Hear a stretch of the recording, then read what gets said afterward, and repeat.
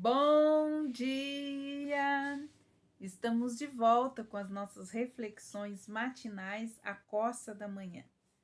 Estamos refletindo a respeito da vontade de Deus para as nossas vidas, aprendendo alguns princípios importantes a respeito disso.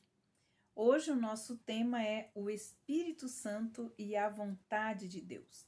Em João capítulo 16, versículos 13 e 14, nós temos assim: Jesus falando: porém, quando vier o Espírito da verdade, ele os guiará em toda a verdade. Ele me glorificará, porque vai receber do que é meu e anunciará isso a vocês.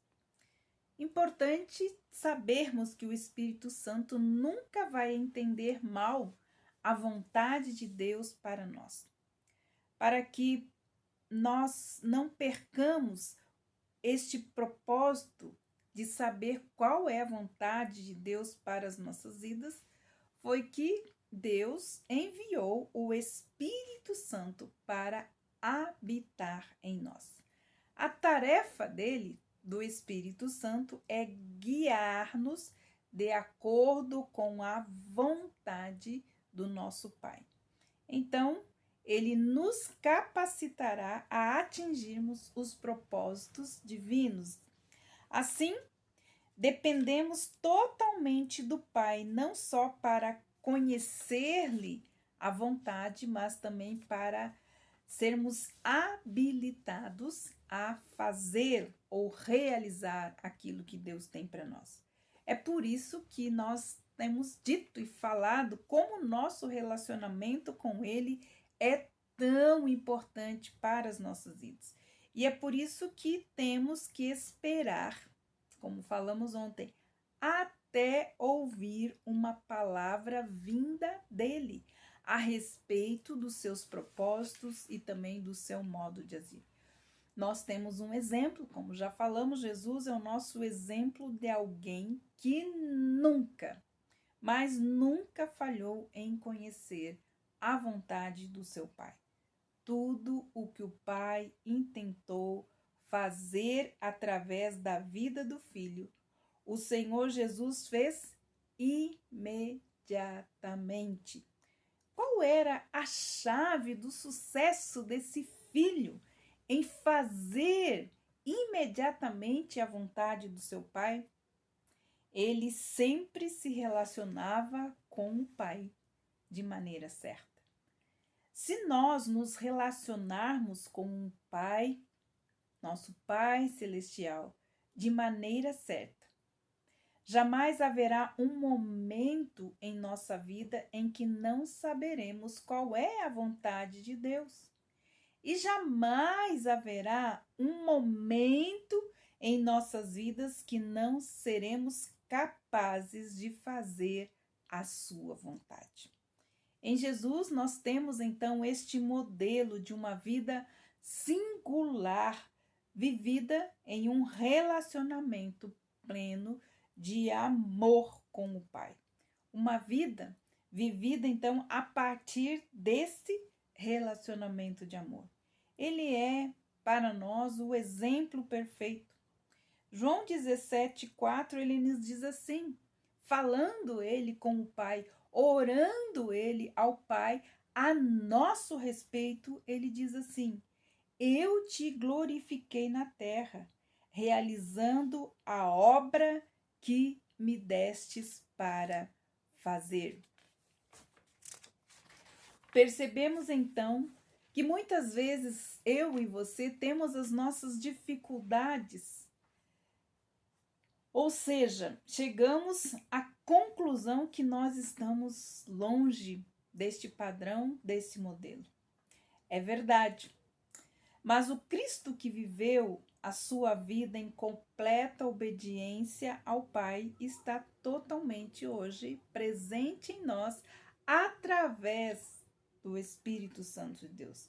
Então, eles podem nos capacitar tanto a conhecer a vontade de Deus, como também fazer a sua vontade.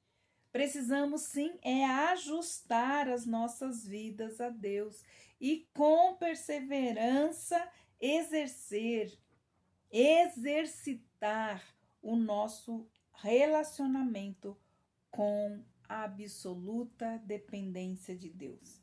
Ele jamais deixará de conduzir as nossas vidas para o centro da sua vontade e jamais deixará também de nos capacitarmos a realizar a sua vontade. Então, uma pergunta para a nossa reflexão. Como você descreve a qualidade e a pureza do seu relacionamento com Deus? Como eu posso descrever isso? Podemos descrever pelo nível de obediência que nós temos a Ele, quando ouvimos a sua voz e quando ouvimos, vemos, lemos a sua palavra. A medida da nossa obediência é a medida do relacionamento que nós temos com Deus. Segunda pergunta para nossa reflexão é: que ajustes Deus quer que você faça a fim de renovar um relacionamento adequado e correto com Ele? Quanto, então, a fazer a vontade de Deus, nós sempre teremos que fazer algum ajuste. Alguns ajustes são muito importantes e sérios na nossa vida. Lembre-se que Ele dá a nós o desejo de fazer a sua vontade. Olha que precioso. Filipenses capítulo 2, versículo 13, ele nos diz assim: porque Deus é quem efetua em vocês tanto o querer como o realizar segundo a sua boa vontade. Você e eu, sem dificuldades, então chegamos à conclusão de que nós precisamos conhecer a vontade de Deus para as nossas vidas. E é o Espírito Santo de Deus que nos leva também a orar como a vontade de Deus, buscando a vontade de Deus. A oração é o maior instrumento que nós temos. Se a nossa oração não for centrada em nós mesmos, mas se for centrada em Deus e na sua vontade, por isso Jesus nos ensinou: seja feita a sua vontade aqui na terra, como o Senhor já estabeleceu nos céus. Se nossas orações não são centradas em nós mesmos, mas sim em Deus, o Espírito Santo então nos leva a orar de acordo com a vontade do Pai, no nome e segundo a natureza de Cristo. Creiamos que aquilo que Ele nos levou a pedir, Ele mesmo nos fará acontecer. Creia, aquilo que Ele te levou a pedir, Ele mesmo fará acontecer. Precisamos aprender a orar, pois a oração sempre vai custar caro a nós. Precisamos o quê? Gastar tempo em oração. Para nos tornarmos crentes de oração, nós precisamos certamente fazer alguns ajustes em nossa vida e estabelecermos uma vida de oração. Pois a oração é o maior recurso inexplorado que o cristão ainda tem. Que Deus abençoe você e reflita sobre as nossas indagações, das nossas reflexões de hoje.